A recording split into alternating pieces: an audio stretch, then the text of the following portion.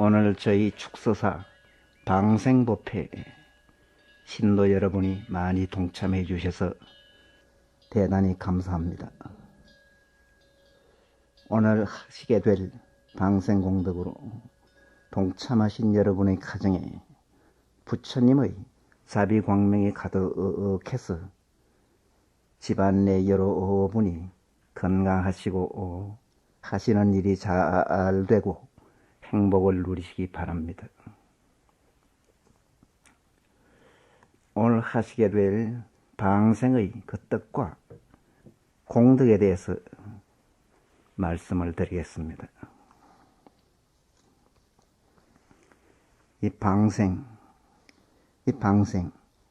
말만 들어도 아주 설레이는 말입니다. 우리가 세상을 살아가다가 보면 좋은 일이 많습니다. 그러나 그 좋은 일 중에서도 방생만큼 좋은 일은 드물 것입니다.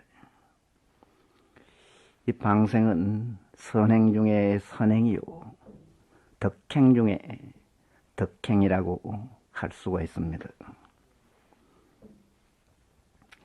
이 방생이란 죽을 목숨을 살려주는 것을 말합니다.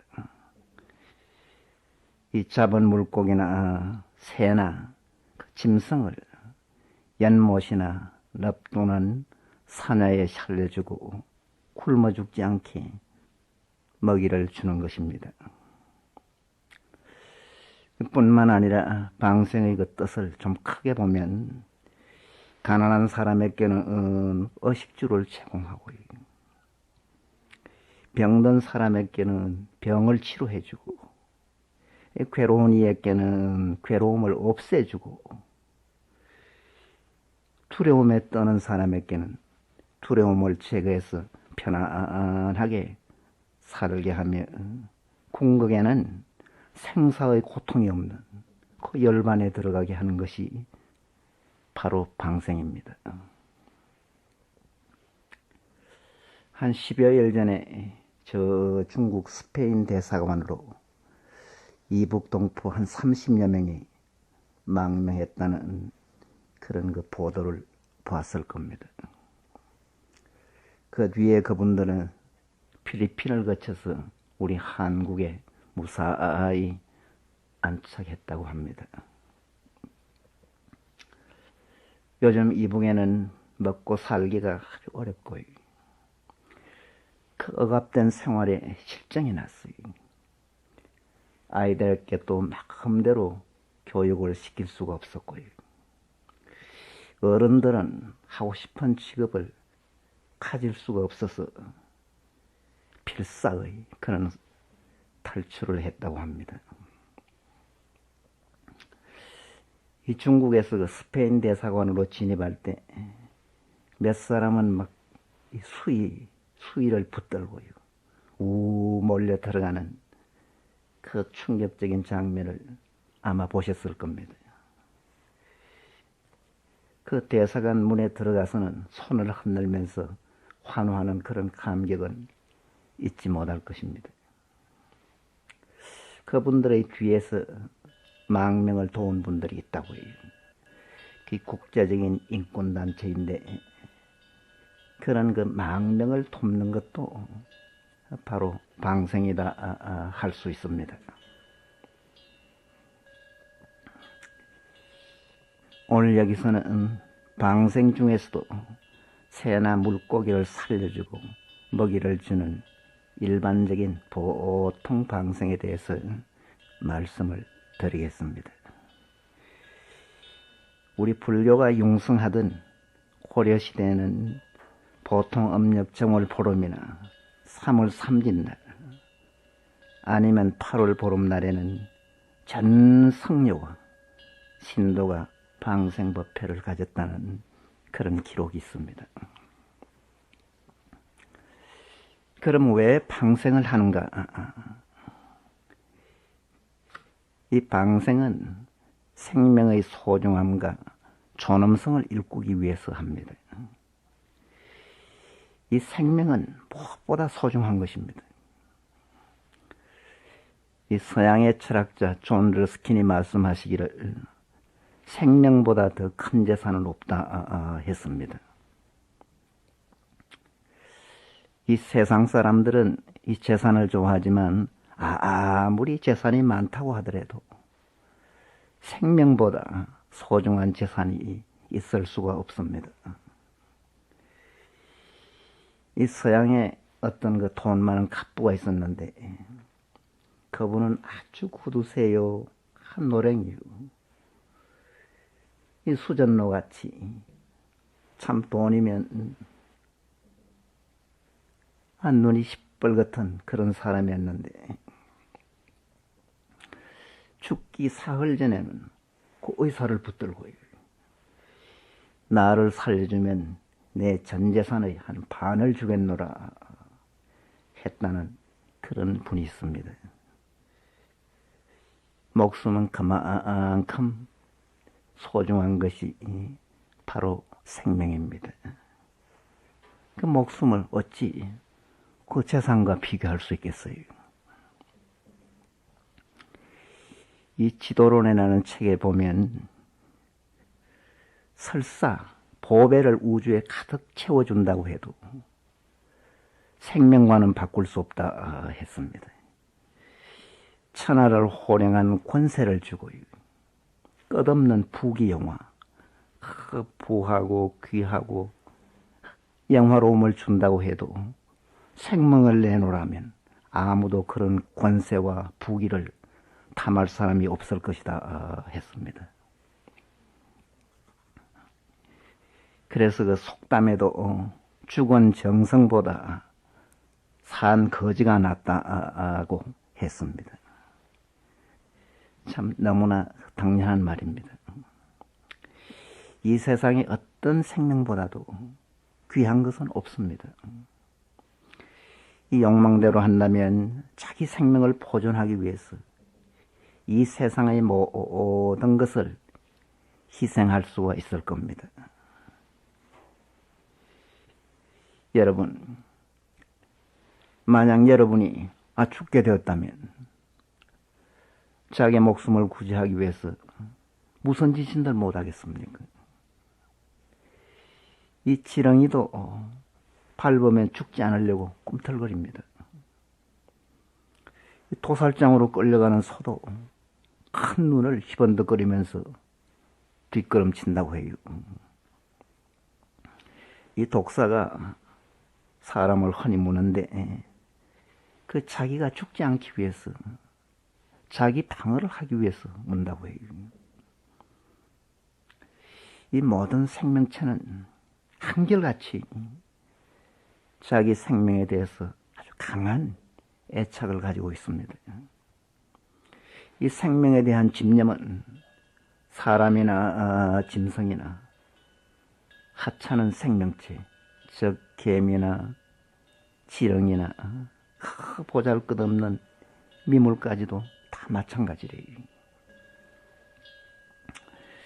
열반경에서 부처님께서 그 염라대왕에게 말씀하시기를 비록 사람이나 짐승이나 귀천에는 귀하고 천한 것에는 다름이 있지만 자기 생명을 귀중히 여기고 죽음을 두렵게 여긴다는 점으로는 차별이 없다 했습니다.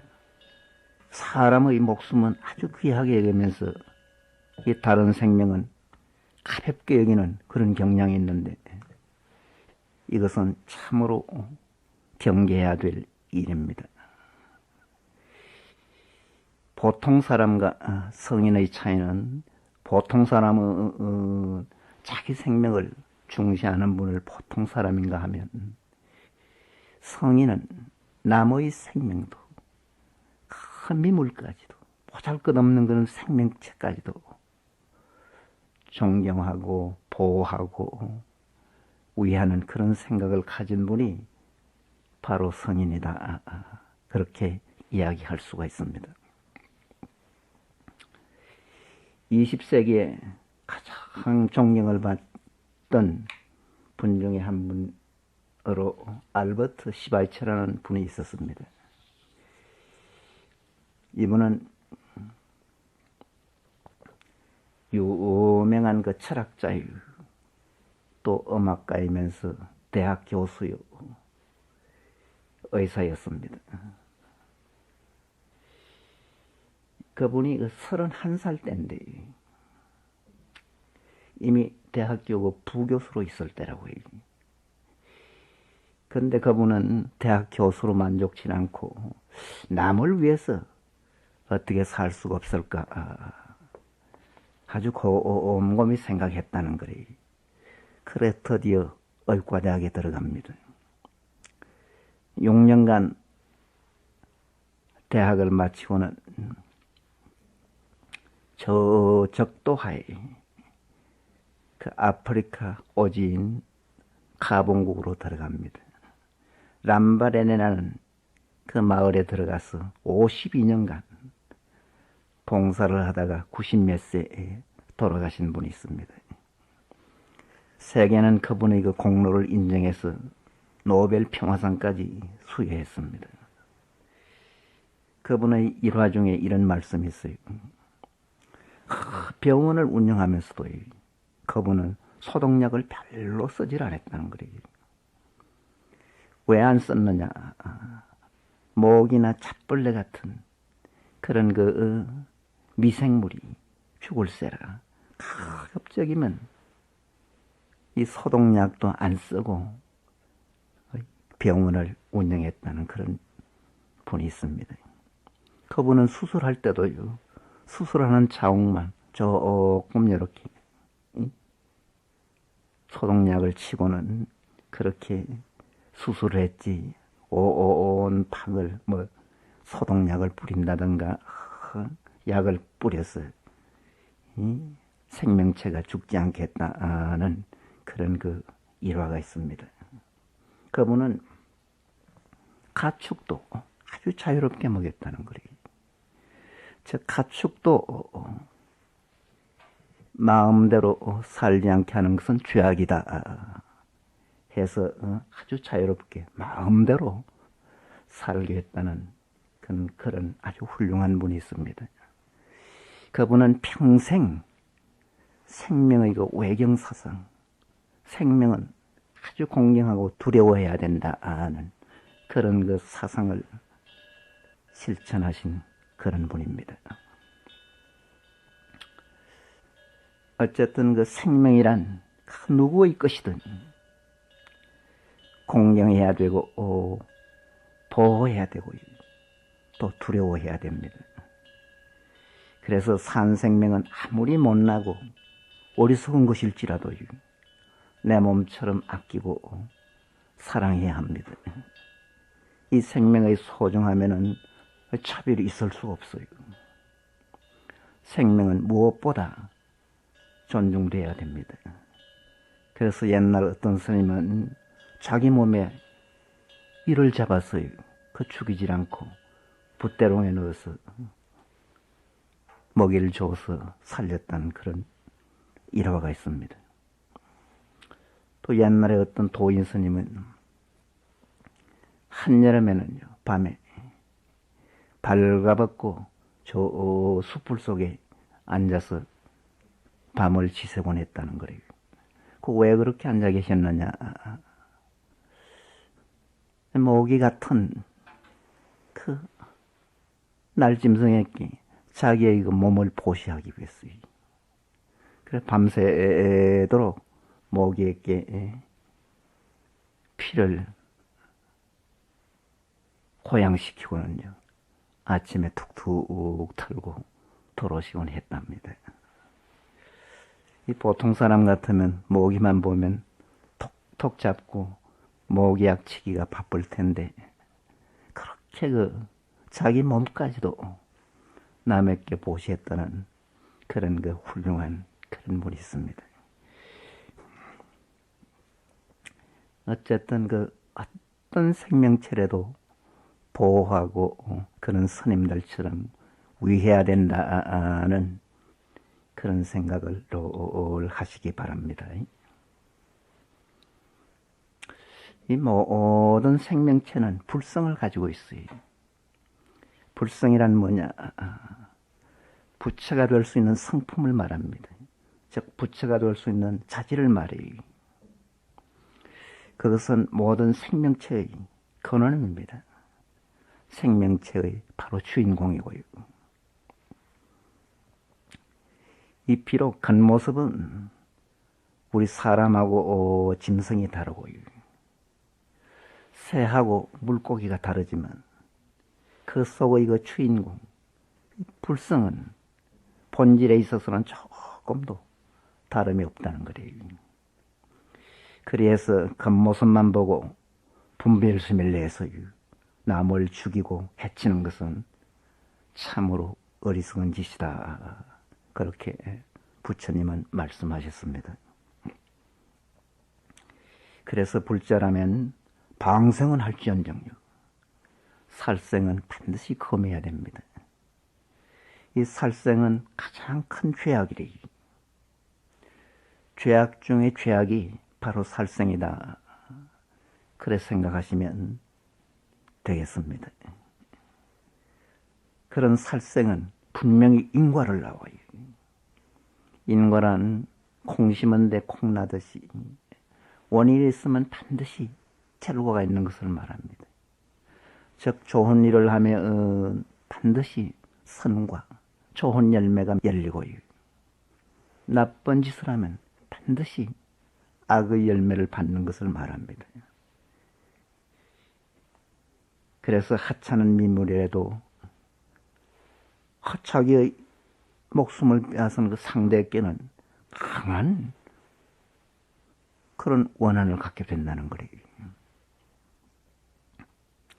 그 원한은 그 언젠가는 살생을 한 그 당사자에게 돌아가게 됩니다. 이 살생을 할 때는 미물일지라도 그 순간적으로 아주 잔악한 마음을 일으켰어요. 성품이 아주 거칠어지고 열등하게 되며 그 본래의 불길이 막 지성하게 된다는 거예요. 그래서 업장은 점점 두터워져서 생사윤회를 벗어나기가 어렵게 됩니다.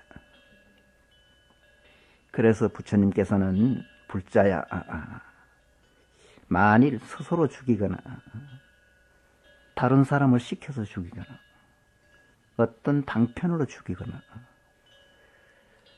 살생하는 것을 기뻐하거나 내지 주문으로 죽여서 살생의 인과 그 살생의 연과 이 살생의 그 방법과 이 생명의 옥을 지어서 일체 생명 있는 것을 짐짓 죽이지 말아야 하느니라 하셨습니다.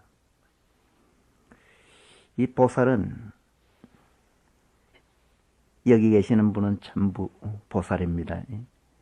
이즉 불교 신도는 엉당 그 상주하는 자비심과 늘 가지는 자비한 마음과 효순심, 효도하고 순응하는 마음을 내어 방편으로 일체 중생을 구제해야 할 것이어느 도리어 방자한 생각으로 즐거운 마음으로 살생하는 이는 보살의 바라의 죄니라 했습니다.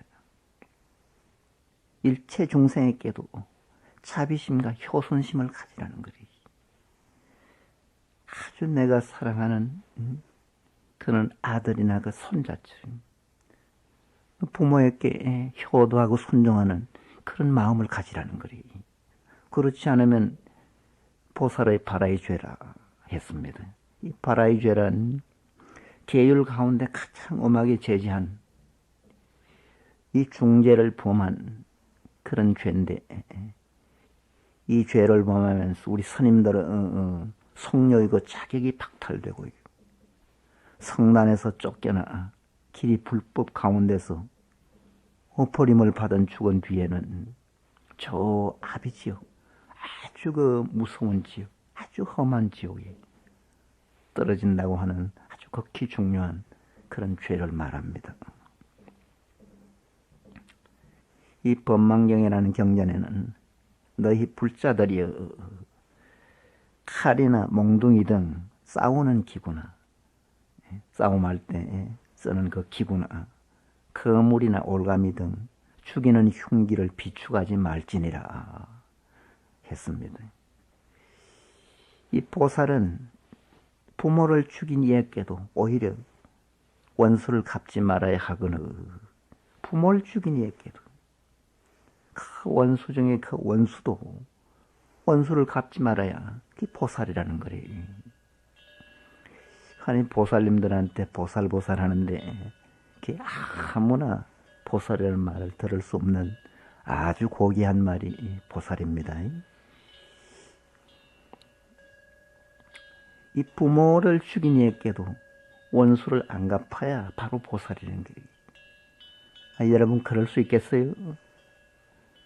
그런데 어떻게 하물며 일체 중생을 죽이겠느냐 하셨어요. 만약 살생하는 기구를 비추하는 이는 경구죄를 범하느니라 했습니다. 경구죄는 보살로서는 좀 가벼운 죄래요.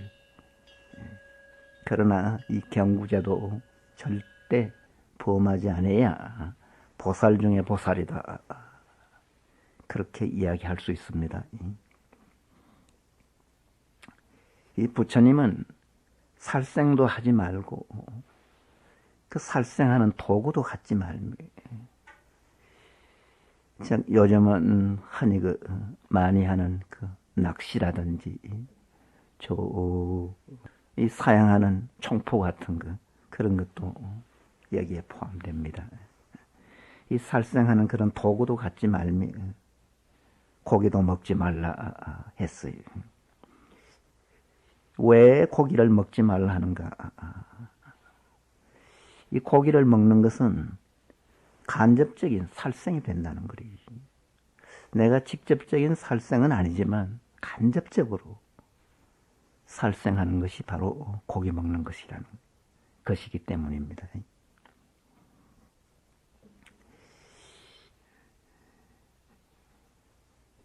그 고기가 이 따지고 보면 과거세 전생 수십생 수백생 전에 그 과거생에 나의 부모요 형제요 자매일 수도 있다는 거예요.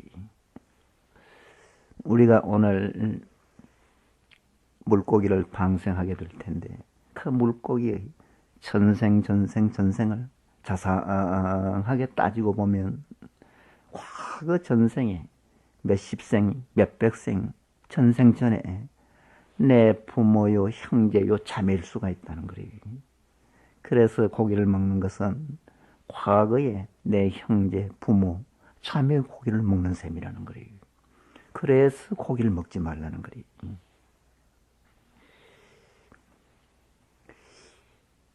이 앙굴마라는 경전에 보면 일체 중생이 끝없는 옛적부터 생사의 윤회를 거듭하고 있으니 이 생사윤회를 계속 쳇바퀴 돌듯이 윤회하고 있습니다. 돌고 돕니다. 죽음에 태어나고 또 태어났다가 얼마만큼 살다가는 또 죽게 됩니다. 즉 금생이 지나면 내생, 또 다음 생, 세생생 그렇게 윤회를 하고 있습니다. 그런 윤회를 하면 그 윤회의 속에 부모, 형제, 자매 아닌 중생은 하나도 없다 했습니다. 즉 따지고 보면 부모나 형제나 자매 아닌 그런 중생은 없다는 거예요. 그래서 이 법망량에는 이 불자가 자비한 마음으로 산 것을 살려주는 것을 해야 할 것이니 왜 해야 되느냐? 일체의 남자는 다 나의 아버지요. 일체 남자는 다 나의 아버지와 같다는 거예요. 그런가 하면 일체의 여인은 다 나의 어머니니라. 내 어머니와 같다는 거예요. 내가 낳을 때마다 의지해서 나지 않음이 없느니라. 따지고 보면 다 일체의 아버지와 일체의 어머니 몸에 의지해서 태어났다는 것입니다. 그러므로 육도 중생이 다 부모다 했습니다. 육도란 지옥, 아기, 축생, 천상, 인간, 아수라의 세계를 육도라고 합니다. 그 육도의 모든 중생, 그 육도에 있는 여러 그 중생들이 다 내 부모라는 거예요. 그렇게 말씀하시면서 잡아서 먹는 것은 곧 나의 부모를 죽이는 것이며 내 부모를 죽이는 것이라는 거라. 또한 나의 옛 몸을 죽이는 것이니라. 그러므로 항상 방생을 할지어다 했습니다. 만약 세상 사람들이 축생을 죽이는 것을 보고도 옹당히 방편으로 구호해서 그 고난을 풀어주고 항상 보살계를 강설해서 중생을 교화해야 하느니라 하셨고, 또 앙굴마라 경에는 내 고기가 남의 고기와 다 한 가지다. 그러므로 모든 부처님이 다 고기를 먹지 않는다 했습니다. 내 고기가 따지고 보면 남의 고기와 같다는 거예요. 그래서 부처님은 고기를 드시지 않는다는 거예요. 능엄경에는 일체 중생이 근본으로부터 오면서 갖가지 지어놓은 인연을 가지고 항상 육친관계를 맺었으니 이렇게 육친인 줄 알므로 마땅히 먹지 않는다 했습니다. 육친이란 육체적으로 가까운 그런 관계란 뜻이래요. 즉 부모와 자식 간의 관계, 형제 자매의 관계, 그런 관계를 육친의 관계다 합니다. 그래서 죽이지 말고 먹지 않을 뿐만 아니라 죽을 위험에 있는 생명까지도 살려주어야 보살의 자비라고 할 수가 있습니다. 이 살생과 식욕을 금하는 것이 즉 소극적인 자비라면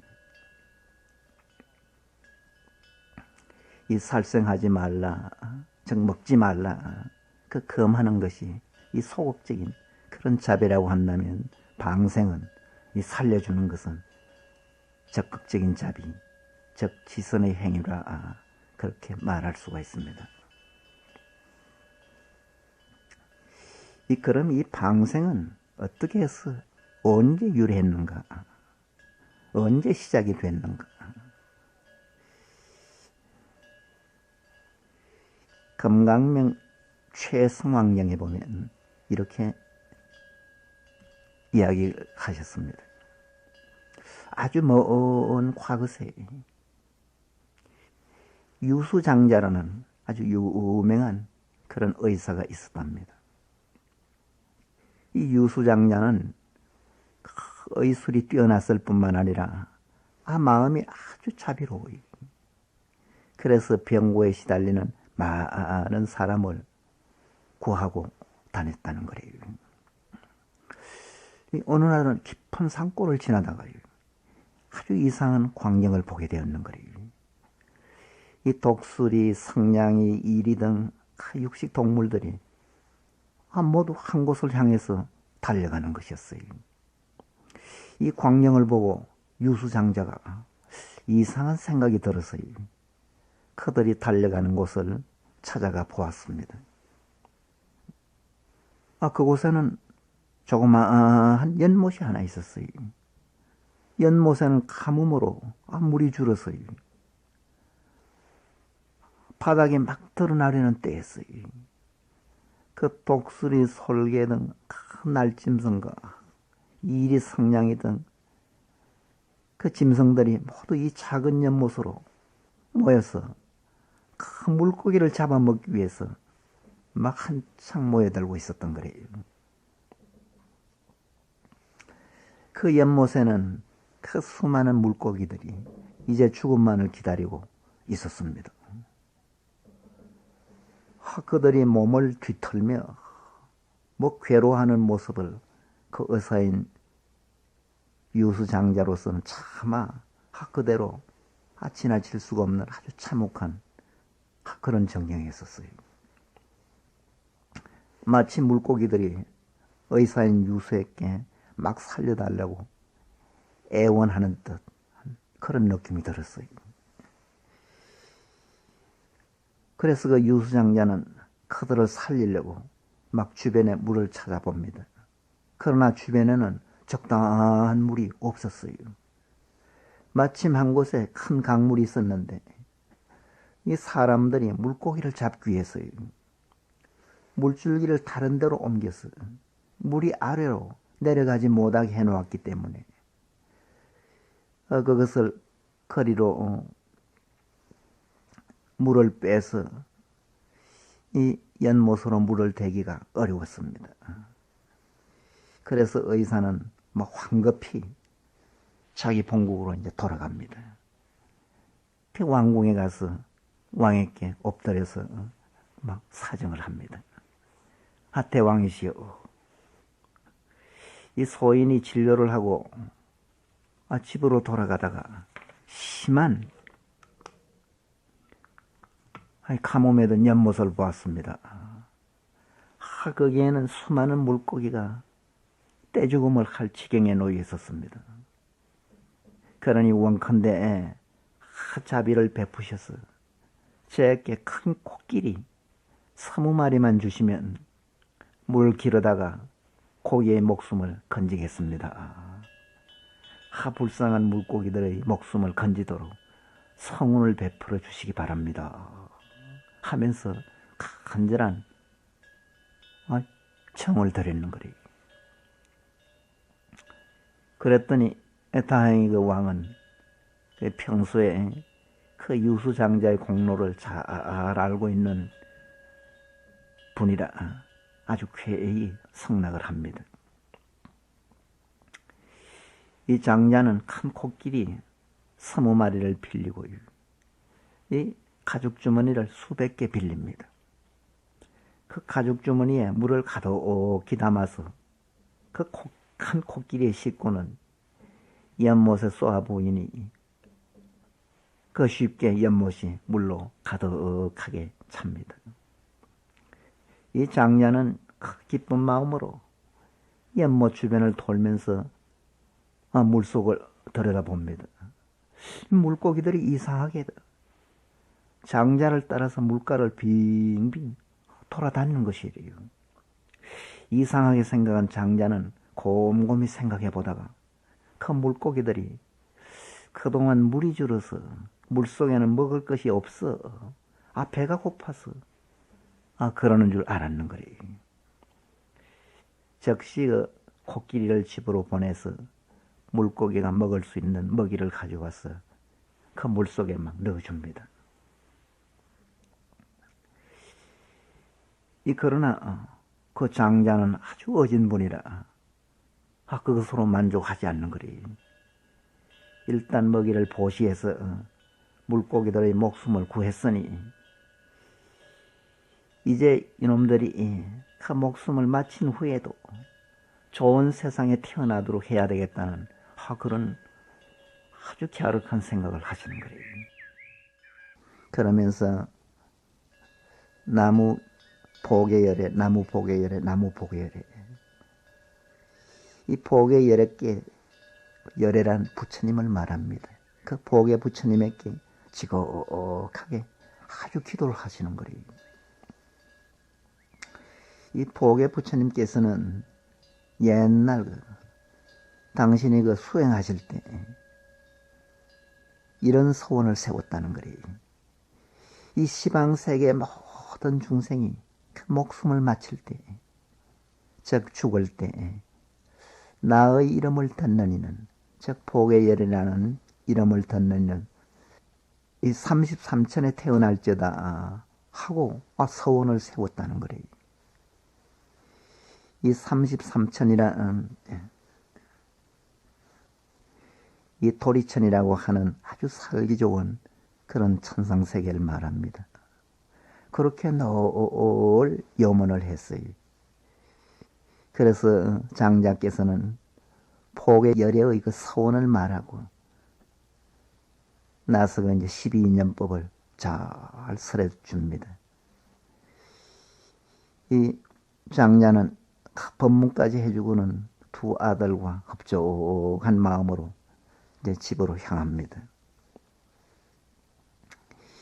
그래서 그 뒤에 연못의 그 물고기들은 그 목숨을 다 마친 뒤에 33천에 태어났다는 그런 그 이야기가 있습니다.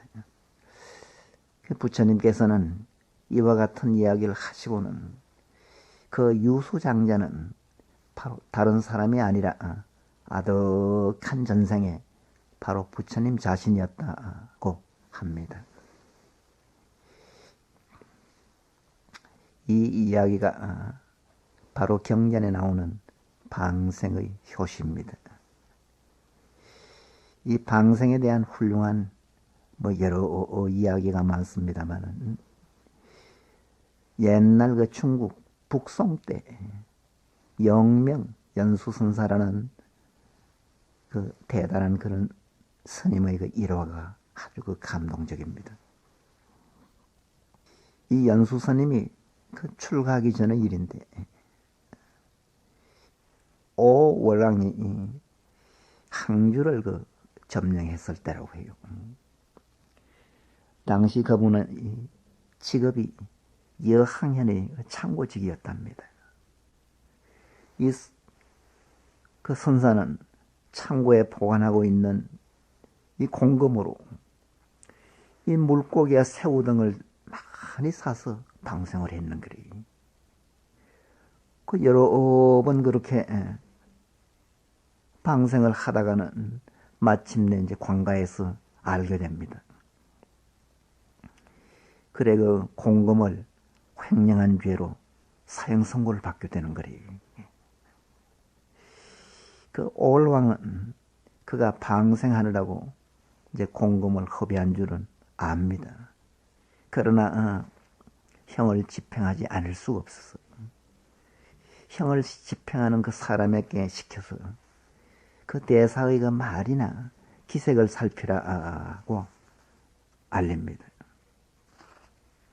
이 대사는 사형장에 나가면서도 조금도 슬퍼하는 기색이 없이 너무나 당당한 거래요. 그래 그 사형 집행자가 그 까닭을 물으니까 대사는 이렇게 대답했다는 거래요. 나는 그 공금을 사사로이 소비한 사실은 전혀 없다. 모두 산 고기를 사서 자유롭게 놓아준 것이 그 수가 한량이 없다. 이제 내가 죽어서 서방정토 극락세계에 가서 날 테인데 그런 좋은 일이 어디 있느냐 하더라는 거예요. 이 오월왕이 이 말을 듣고 그 뒤에 대사를 이제 석방합니다. 대사는 그 이후에 출가해서 스님이 됐고 아주 열심히 수행해서 아주 도덕이 높은 그런 존경스러운 큰 스님이 됩니다. 이 대사는 그 출가 후에도 이 밤에는 꼭 귀신에게 밥을 줬다는 거예요. 낮에는 그 방생을 해서 하도 방생을 많이 하니까 대사가 사는 그 절 주변에는 그 새와 짐승이 그렇게 많았다는 거예요. 그 어떤 경우는 대사가 앉아서 공부하고 있으면 품 안에 새가 둥지를 틀었다는 거예요. 이 거짓말 같은 그런 일화도 있습니다. 이 스님은 그 참으로 아주 자비하고 존경했던가 봐요. 그렇게 어질고 참 방생을 할 정도로 그 보살행을 해서 후래 그 수행자들의 아주 귀감이 된 아주 큰 스님이 계셨습니다. 그럼 이런 방생을 하면 어떤 공덕이 있느냐? 이 첫째는 마음속에 그 자비의 종자를 양육해요. 자비의 종자를 키워요. 이 자비는 여러분 뭐 많이 듣는 말이죠. 이 자비는 아주 자애롭고 동정심이 많은 것을 말해요. 이 부처님이나 관세음보살 같은 그런 보살이 이 중생을 크게 사랑하고 크게 가엾이 여기듯이 만 중생에게 그 사랑을 베풀고 그 어리석고 못난 점을 동정하고 그 불쌍한 마음을 내는 것이 바로 자비래요. 이 자비는 영국의 극작가 셰익스피어가 말씀한 것처럼 고결한 진정의 상징이다 했습니다. 자비하면 아주 고결해요. 이 부처님 말씀에는 자는 열애요, 열애는 자다 했습니다. 이 열애란 부처님의 타는 이름입니다. 이 자는 열애요, 열애는 자라는 거래요. 즉 부처님이란 자비 그 자체라는 거래요. 이 불교의 윤리적 이상은 바로 자비입니다. 관무량수경에서 말씀하시기를 불심이라고 하는 것은 대자비 이것이다 했어요. 불심, 부처님을 향하는 부처님으로 지극한 그 마음은 바로 대자비 이것이라는 거래요. 우바세경에서는 자비를 떠난 선법을 얻을 수 없다 했습니다. 자비를 떠나서 이 선법이란 불법을 말합니다. 불법을 얻을 수 없다는 거래요. 이 불법은 자비를 떠나서 이야기할 수 없습니다. 부처님은 바로 자비보살의 화신이래요. 이 법구경에서는 마치 어머니가 목숨을 걸고 외아들을 아끼듯이 마치 하나밖에 없는 그 외아들을 목숨을 걸고 아끼듯이 모든 살아있는 것에 대해서 한량없는 자비심을 내라 했습니다. 이 모든 살아있는 것에 대해서 모든 생명체에 대해서 한량없는 그 자비심을 내라는 거예요. 이 불자 여러분, 여러분도 아주 자비심을 내십시오. 이 자비심이 없으면 이 불자가 아니래요. 이 법구경의 말씀처럼 그 애지중지하는 그 외아들을 아끼고 그 보호하고 사랑하듯이 가족은 물론 이웃과 모든 사람에게 자비를 베풀고 나아가서는 새나 짐승이나 그 물고기뿐만 아니라 살아있는 모든 생명체에도 진정한 그런 자비를 베푸세요. 이 불교 자비는 어떤 경우에도 이 중생을 버리는 일이 없어요. 그 자비는 아주 무한해요. 그런가 하면 이청우고요. 미워하는 마음이 조금도 없어요. 따르는 법이 없어요. 그래서 흔히 대자대비하다 합니다. 자비무적이라 합니다. 그런 자비가 어떻게 적이 있겠어요? 자비필유인이라. 그런 자비는 반드시 이웃이 있어요. 즉 딸린 분이 있어요. 우리 보살님 중에서 나는 좀 차가운 분이다. 좀 냉정한 분이다. 인정이 없는 분이다. 그런 분은 꼭 자비하세요. 자비가 뚝뚝 흘러야 됩니다. 그래서 하루에도 몇 번씩, 몇 수십 번씩 전화가 오고, 손님이 터나들고 해서, 우리 집은 문전성시가 돼야 돼. 그럴 정도로, 자비한 그런 사람이 되십시오. 여러분께서도 이 끝없는 그 자비심을 일으켜서 그 고귀한 그 자비의 종자를 길러서 아주 참다운 그런 이 보살이 되십시오. 이 자비의 그 선한 선건을 말살하는 잔악한 행위가 바로 살생을 하고 육식을 하는 것이라는 거예요. 그래서 법망경에서 말씀하시기를 너희 불자들이여 짐짓 고기를 먹지 말지니라. 이 고기를 먹는 이는 대자비의 불성종자가 끊어져서 모든 중생들이 보고는 도망가느니라 했습니다. 이 고기를 먹으면 한량없는 죄가 되나니 한없는 죄가 된다는 거리. 만일 짐짓 먹는 이는 경구죄를 범하느니라 했습니다.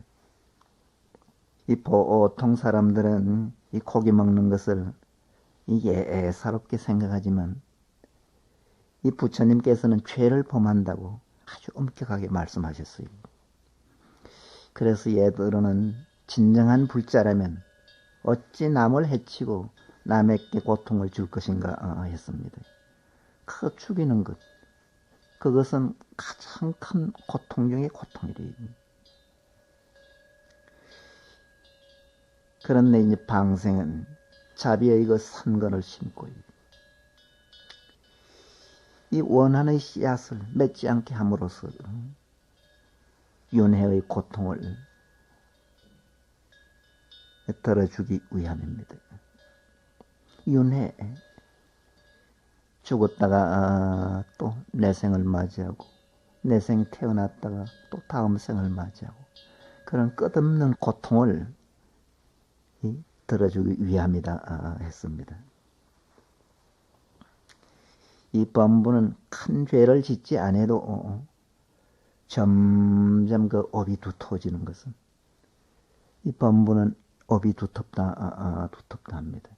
그래서 여러분이 뭐가 잘 안 되고 어렵고 괴롭습니다.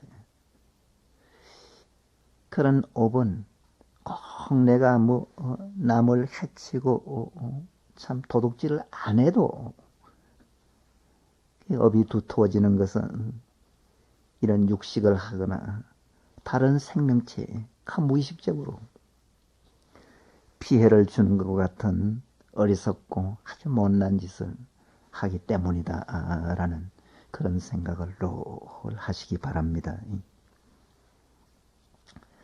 이 방생을 하면 둘째는 수명이 연장된다 했어요. 즉 오래 산다는 거예요. 그래서 오래 살라고요. 옛부터 생일 때는 방생하는 그런 풍습이 있었습니다. 특히 노부모의 그 생신 때나 그 귀한 자식의 그 생일 때 같을 때 또는 그 아이가 태어났을 때 이런 그 방생을 해서 장수를 빌었습니다. 즉 오래 살기를 빌었습니다. 그런가 하면 그 단명한 사람일수록 봐서 오래 못 살 것 같다. 좀 단명하다. 그런 사람일수록 방생을 많이 권했습니다. 옛날에 그 유괴전등법사라는 분이 계셨는데 그분 말씀에 방생은 자비의 본이요. 아까도 말씀했습니다만 방생은 그 자비의 근본이래. 자비 근본이 바로 방생이래.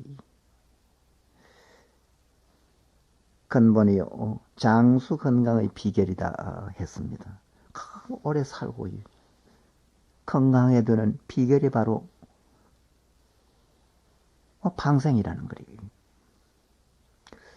연기대사라는 분하고 적석이라는 그런 도인도 이 방생법이라는 것을 만들었어요. 그것을 선포하면서 수명이 연장된다고 아주 고고정령한 그런 말씀을 하셨습니다. 이 잡포장령에는 이런 일화가 있어요. 그 옛날에 어떤 도덕이 높은 그 아라한이, 이 아라한이라면 부처님 당시나 그 이후에 남방 소승불교의 그 최고 지위를 아라한이라고 했어요. 즉 남방 스님들 중에서 가장 훌륭한 스님, 큰 스님들을 아라한이라고 합니다. 어떤 큰 스님이 한 사미성 어린 스님을 다리고 이제 수행을 시키고 있었는 거예요. 어느 날 보니까 그 사미가 그 어린 스님이 금생에는 인연이 다해서 7일 뒤에 목숨을 마치게 될 것 같은 거래요. 그래서 그 출가한 지 얼마 안 된 그 사미성이라 이 부모 곁에 보냈어요. 이 죽게 하고 싶었습니다. 그래 그 휴가를 주면서 열흘 뒤에 오너라 하면서 이제 분부를 했는 거예요. 그 사미는 저를 떠났어요. 그 자기 고향으로 가던 중에 큰 비를 만나게 되는 거예요. 몇 시간 뒤에 그 비가 큰 비라 홍수가 돼서 막 사태가 납니다. 그래서 그 마을은 물바다가 되는 거예요. 이 사미는 그 강가에서 집더미 위에 떠내려오는 개미집을 발견합니다. 순간 큰 마음을 내서 이 가사, 스님들이 입는 누런 옷 있죠. 그 가사를 벗어 제치고는 흙탕물 속에 막 들어가서 그 수만 마리의 개미떼를 구제합니다. 열흘이 지난 뒤에 그 사미성은 약속처럼 그 스님에게로 돌아갑니다. 이 스승은 그 사미가 죽은 줄 알았었는데 돌아온 것을 보고 깜짝 놀라는 거예요. 그 사미를 불러서 네가 여기서 출발해서 지금 돌아올 때까지 이 자상한 그간의 이야기를 해라 했더니 그 개미를 구한 그 이야기를 하는 거예요. 그래 그 개미를 구한 그 인연으로 이 수명이 늘게 됐음을 알고는 기쁨을 감추지 못했다고 합니다. 그것처럼 이 방생을 하면 수명이 연장이 된다는 거예요. 이 지혜로운 사람은 생일에는 그 방생 외에도요, 그 수행하는 사람에게 우리 현재로 말하면 절에 와서 이제 고향을 올리고, 즉 제식을 베풀고 또 선행을 해서 수명 장수하게 하고 부귀 영화를 누리게도 합니다. 이 세 번째는 방생을 하면 아이를 가질 인연이 많아져요. 그래서 그 아기가 없는 사람이나 아이를 갖고 싶어하는 그런 사람 또는 자식이 귀한 집안에는 방생을 많이 해라, 방생해라. 옛부터 아주 많이 권장했습니다. 이런 풍습은 저 이웃나라인 그 중국이나 일본에서 아주 성행했어요. 일본의 옛날에 그 명문가에는 집 근처에 방생하는 못을 파놓고 수시로 방생을 했다는 거예요. 그래서 이 자손이 번창하기를 빌었다고 합니다. 이 혼례 때도 이 아들을 많이 놓으라고 꼭 그 방생을 했다는 거예요. 우리 고려 때도 결혼 식순에 방생이 꼭 들어갔다고 합니다. 아까 이야기했던 그 연지대사나 적석도인의 그 방생법에도 악의 인연을 들었습니다. 이 불교 영합록에 보면 이런 이야기가 있습니다. 저 중국 당나라 현종 때입니다. 이 현종은 양귀비의 그 남편이었습니다. 아주 유명한 그런 그 임금이죠. 이 현종 때 일인데 그때 그 수도가 장사성이었답니다. 그 장사성 밖에 사는 구조린이라는 그런 그 불교 신도가 있었다는 거래요. 그 구씨는 살림은 아주 가난했어요. 그러나 마음씨는 아주 착해서 가정은 아주 단란해서 참 남들이 그 부러워할 정도로 그래 살고 있었습니다. 그런데 걱정이 하나 있었어요. 나이 40이 넘도록 아들이 없었어요. 그래서 아들 하나만 있으면 하는 생각을 늘 했답니다. 그래 그 불심이 그 강한 분이라 어떤 스님이 그러지 말고 절에 가서 100일 기도를 올리시오 하면서 권했던가 봐요. 그 구조리는 아주 그 신심이 돈독한 사람이라 부처님 앞에 가서 아주 일심으로 아주 지곡하게 기도를 드립니다. 이 기도 회향날, 즉 마지막 날에 이 법당에서 절을 하다가 막 지쳐서 쓰러지고 말아요. 쓰러진 채 잠이 들었어요. 꿈속에 거룩한 스님이 한 분 척 나타나시는 거래요. 그래서 저를 성큼 올렸더니 내가 1만 목숨만 살리면 아들을 낳게 하리라 하더라는 거래요. 1만 목숨만 살리면 아들을 주겠다고 하더라는 거래요. 그 구씨는 그 스님 옷자락을 막 붙들면서 애원을 합니다. 이 가난한 처지에 무슨 돈이 있어서 그렇게 많은 방생을 할 수가 있겠습니까?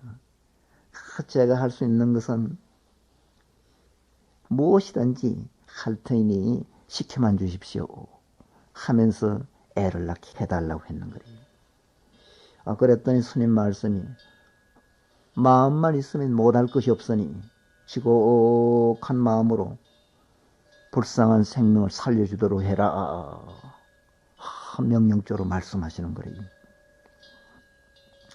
이 깨고 보니 꿈이라. 그 기도를 마치고 지친 몸으로 비틀거리면서 이제 집으로 가고 있습니다. 그런데 때마침 그때가 봄철이래요. 큰 개울을 지나는데 어떤 농부가요. 그 아들과 함께 미꾸라지를 한 통 잡아가는 것이 보였는 거래요. 구씨는 눈이 번쩍 뜨입니다. 그래 가서 묻습니다. 아니 무엇에 쓰시려고 미꾸라지를 그렇게 많이 잡아갑니까? 하고 물으니까 이 돼지를 기르는데 이 술찌꺼기를 주면 좋으나 살 돈이 없어서 대신 이거 삶아주려고 그럽니다 하더라는 거래요. 그 구씨는 남은 엽이라고는 몇 푼 없었으니 무조건 파라고 했더니 이외로 괜히 성락을 하더라는 거예요. 모두 사서 개울을 살려줬더니 고기들이 그렇게 좋아라고 막 헤엄쳐 달아나는 거래요. 그래서 구씨도 덩달아 좋아서 징글벙글하면서 이제 집으로 돌아옵니다. 그러고는 그 양조장에 갔어요. 주인에게 일을 해드릴 테니까 그 술찌꺼기 3통만 달라 하면서 청합니다. 양조장 주인은 그 방생했다는 말을 듣고 오히려 칭찬을 하면서요. 그 술찌꺼기를 돈도 받지 않고 주는 거래요. 그 구씨는 너무 고마워서 뒷날 그 은혜와 긍을 갚기로 하고 이제 집으로 돌아갔습니다. 바로 그날부터 꼭 10개월 만에 아기를 낳는 거래. 이 아들이 나중에 죽어서라 해서 그 인격과 학식이 높은 아주 큰 선비가 되었다는 그런 일화가 있습니다. 이후 그 화제가주에서 방생이 크게 유행했다는 그런 그 기록이 있습니다. 네 번째, 이 방생을 하면 복덕이 구족된다 했어요. 이 여러분 중에서 나는 복이 없는 사람이다. 나는 팔자가 센 사람이다. 하는 사람은 이 선업을 좀 많이 닦으세요. 오늘 여러분은 전생의 그 치운 업으로 여러분으로 태어났습니다. 잘나도 내 팔자, 못나도 내 팔자. 그런 그 유행가 가사가 있죠. 그 가사처럼 내가 지은 업으로 내 팔자가 정해져 오늘의 내가 된 것입니다. 이 선업을 많이 이었으면 잘 태어나셨을 것이고, 악업이 두터우면 못나고 어리석게 태어났을 것입니다. 이 스스로 그 자기 인생에 괴롭고 불만스러움이 많은 사람은 이 선행과 덕행을 좀 많이 하십시오. 가슴에 손을 얹고 자상하게 자기를 반성하고 한번 점검해 보세요. 내가 복이 많은 사람인가? 팍복한 사람인가? 내가 잘난 사람인가? 못난 사람인가? 내가 팍복하고 못난 사람이라는 생각이 들거든. 지금이라도 넣질 않았어요. 아주 어진 마음을 갖고 자비하고 선행을 많이 베푸세요. 설사 내가 좀 잘 태어났다고 하더라도, 또 복이 많은 사람이라고 하더라도 늘 복을 지어야 돼요. 복을 지으면서 복을 축적하면서 살아야 돼요. 복은 짓질 않고 살면 어느 사이에 아주 팍복해져요. 그러면 못나고 또 어려워집니다. 그래서 못 살겠다, 죽겠다 그런 말이 나오는 그런 또 못난이가 될 수가 있습니다.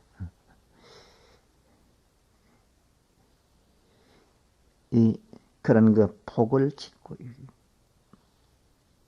내 팔자를 좋게 하는 것 중에서 그런 선행 중에 선행이 바로 방생이래요. 덕행 중에 덕행이 남을 도와서 잘 살게 하는 일입니다. 복과 덕은 우연히 갖추는 것이 아니래요. 가만한 원인이 있고 인연이 맺어져야 됩니다. 그래서 그 복과 덕은 진정한 행복을 가져오고 자기 완성에 아주 좋은 그런 덕목이 됩니다.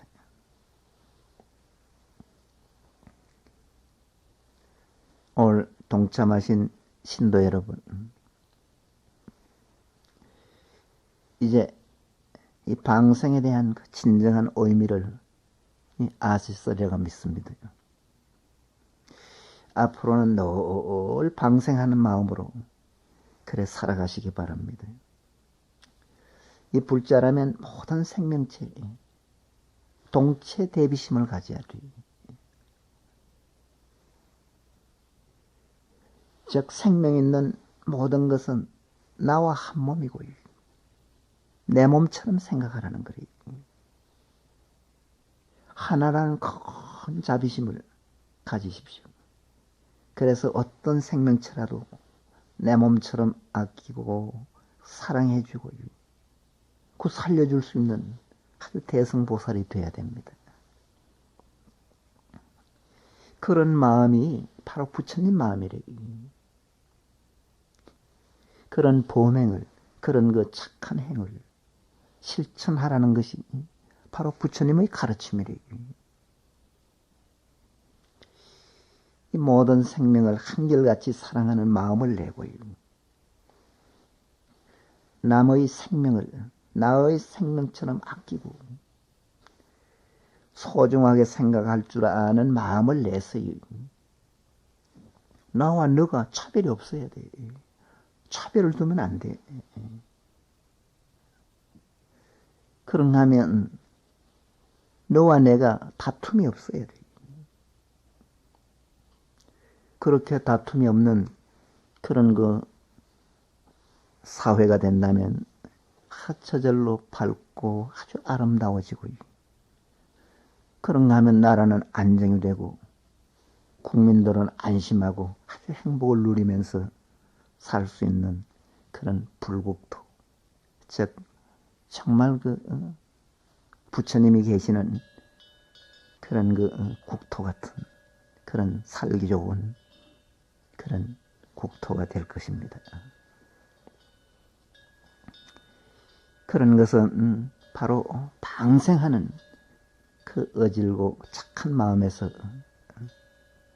그런 불국 정토까지 이룰 수가 있습니다. 어쨌든 오늘 방생을 함으로써 여러분이 방생의 그 의미를 분명하게 자상하게 아셔서 앞으로는 그 방생하는 그 어질고 착한 그런 복 많고 덕 있는 그런 사람이 꼭 되시기 바랍니다. 이 새해 부처님 회상에 법계 중생이 다 모였네. 우주 법계 중생이 부처님 회상에 다 모였네. 나는 새, 기는 짐승, 서는 동물. 즉 서서 걸어가는 그런 동물, 물속의 여러 생명들, 즉 고기 종류들, 노래하고 춤추고 기쁨에 넘쳐 행복이 가득하네. 이 천지가 한 뿌리요, 만물이 한 가족 아닌가. 이 천지가 따지고 보면 한 뿌리래. 그 만물이, 우리 법계에 소생하는 만물도 따지고 보면 한 가족과 다름이 없습니다. 여러분도 그렇게 크게 사시고 어진 사람이 되시기 바랍니다. 성불하십시오.